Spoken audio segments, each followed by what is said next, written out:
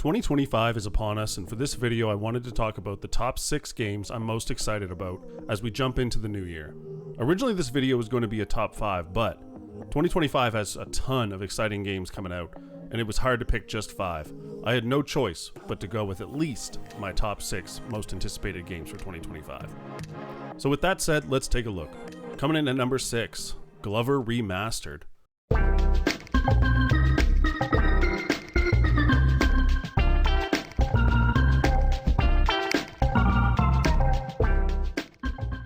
This is probably the most surprising on my list. When I was taking a look at games coming out in 2025, I had no idea a Glover remaster was being made. As soon as I saw it, I said to myself, no way, a Glover remaster. The original Glover game came out in 1998 for the Nintendo 64 and was made by Interactive Studios. It later was released on the PlayStation, but no one likes to talk about that version. This time it's being remastered by, and I could be getting this wrong, Qbyte Interactive in collaboration with Bleed. This will be the first time Glover is returning to consoles in over 2 decades. In this game, players control a sentient 4-fingered glove named Glover, who manipulates a bouncy rubber ball through various puzzles and challenges. The ball can be transformed into different forms, like a bowling ball, ball bearing, and more, each with its own unique properties. The remaster promises improved visuals while retaining the charm of the game. Now, let's get it clear, Glover certainly wasn't universally loved back then in 1998, but it does have a soft spot in my heart. I did have this game back in the day, and I really did enjoy it. I thought it was really cool, it was a cool concept. Maybe it would hold up terribly, I have no idea. I haven't played Glover in a long time, but in my mind and in my heart, my nostalgia heart, it still holds up pretty good. So this one comes out in 2025 for the PS4, PS5, Xbox Series, and Xbox One consoles, and the Nintendo Switch.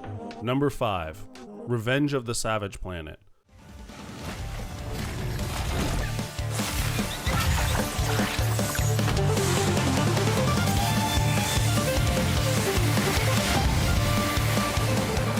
If you've never played the first game, Journey to the Savage Planet, then I highly recommend giving it a try. The first game, Journey to the Savage Planet, is a vibrant and humorous first-person adventure game that got its hooks into me way back in 2020 when it released on Xbox Game Pass. It was this very fun, collectible exploration shooter game that was just so much fun to play co-op, and it was the perfect game to play during that COVID time. It's a game that I've beaten numerous times and still enjoy to this day. In fact, I'm actually playing it a little bit right now on my PlayStation 5. Developed by Raccoon Logic Studios, Inc., Revenge of the Savage Planet is a sequel to Journey to the Savage Planet and promises the same quirky, humorous adventure in a vibrant alien world.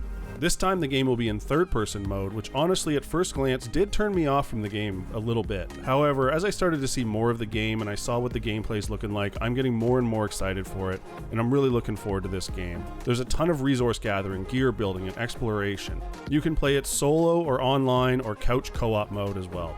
The Savage Planet games are always fun and hilarious, feature a ton of collecting and exploring, fantastic co-op, and graphically are fun to look at. The game will be available on PlayStation 5, Xbox Series consoles, and PC when it releases in May of 2025.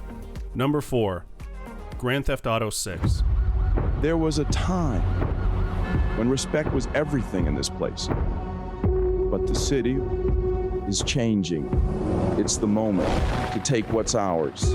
Everyone in this city has their price. What's yours? Oh shit. Here we go again.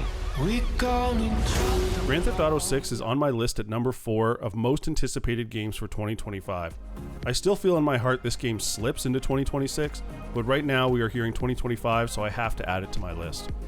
Right now, if you look at the games coming out in 2025, a lot of them don't even actually have release dates, and that's because they're waiting to see what this game is going to do. This game is an absolute behemoth. If this game releases in November, every other game is going to get out of its way, including the juggernaut as well, Call of Duty. Grand Theft Auto 6 has a ton of hype behind it and extremely high expectations to live up to the praise that Grand Theft Auto 5 received. Grand Theft Auto 6 is set in a fictional open world state of Leonida. I might be saying that wrong, guys, don't shoot the messenger. Which also happens to include Vice City, another very popular city from the game Grand Theft Auto Vice City. You will follow Lucia and her partner as the main characters in the story, but fans are speculating that characters from Grand Theft Auto 4 might also make a return to this game.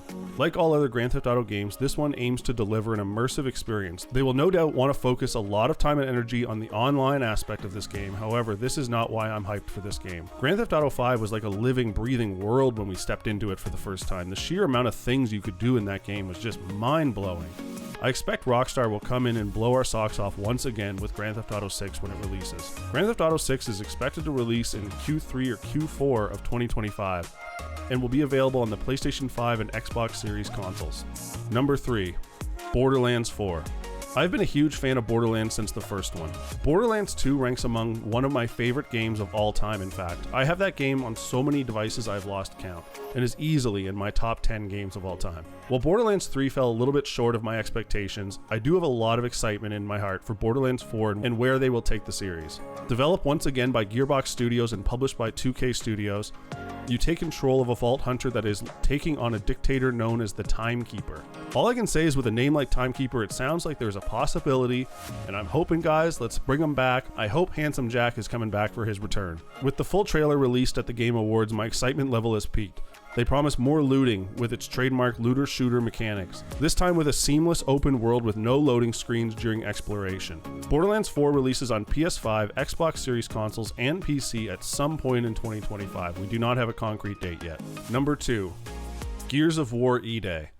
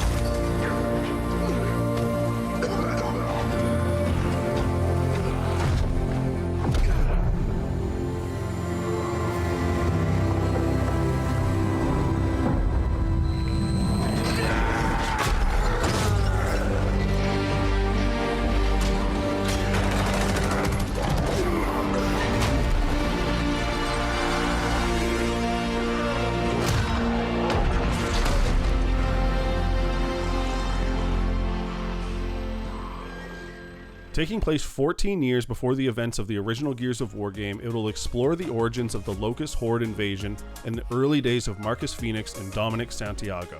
As you can see, this game features a young Marcus and Dom that will highlight their brotherly bond they built during the Locust invasion. E-Day keeps the same voice actors who have played Marcus and Dom, in fact, John DiMaggio and Carlos Ferro. This game will surely showcase the emotional turmoil that they go through during this time in the Gears story. E-Day promises to keep the same third-person shooting mechanics of the older Gears of War games while bringing in new gameplay elements.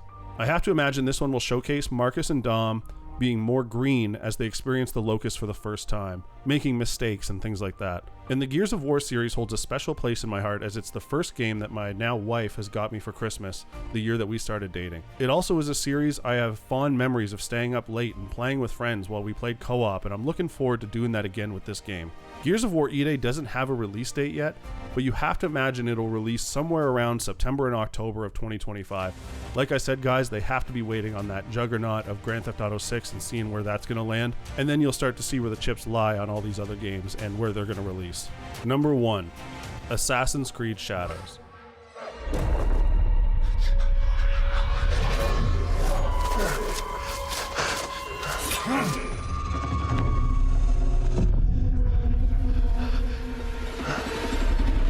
Who are you?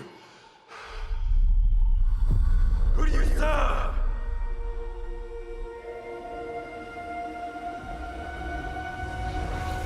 All I have ever known in my life.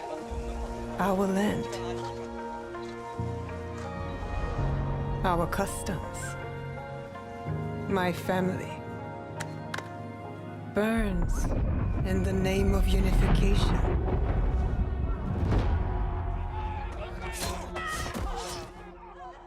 For anyone who knows me, this should be no surprise. For those who don't know, I initially brushed Assassin's Creed off after a few minutes because the controls were just way too much to grasp for me at the time, and I gave up on it. Flash forward to 2018 one night when I was bored and looking for something new to play. I started up Assassin's Creed 2 on my Xbox One, and I became hooked. I bought the Ezio trilogy and the rest was history. I went on to beat them all in order of release date and fell in love with the characters, the story, the lore, the fun. I started collecting the games, Funkos, action figures, books, statues, and more. Okay, I admit, it got a bit out of control. Assassin's Creed Shadows was originally supposed to release in 2024, but was delayed for additional polish of the game, and it appears to be paying off.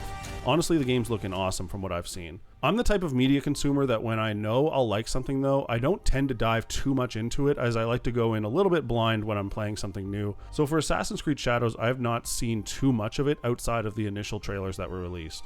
I do know, however, that the game is set in feudal Japan, a period and setting that Assassin's Creed fans have been begging for years. There will be 2 characters you can play as in this game, which feels like a callback to Assassin's Creed Syndicate. 2 main characters with 2 very different traits. The game will feature stealth and action combat, much like they have done for the past few iterations of Assassin's Creed games.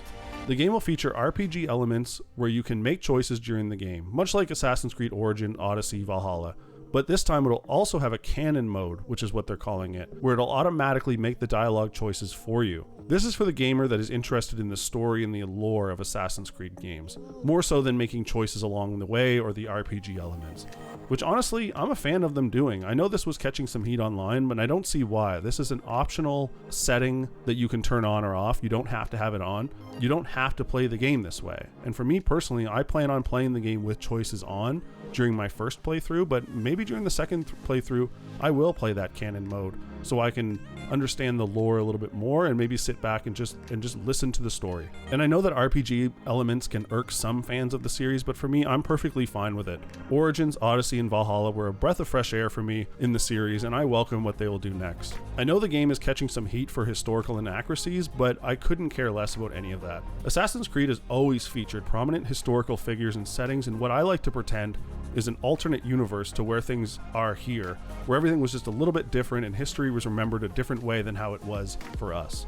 With all that said, I'm very much excited for Assassin's Creed Shadows and opening my collector's edition box when it arrives on PS5, Xbox Series consoles, and PC on February 14th. So there you have it, guys, my top 6 most anticipated games of 2025. Let me know in the comments what game you are most excited for in 2025. No matter what game you choose, I think we can all agree that we are eating good this year when it comes to video games, and I can't wait to play some of them. Have a great 2025, guys, and looking forward to producing more content soon. Have a good one.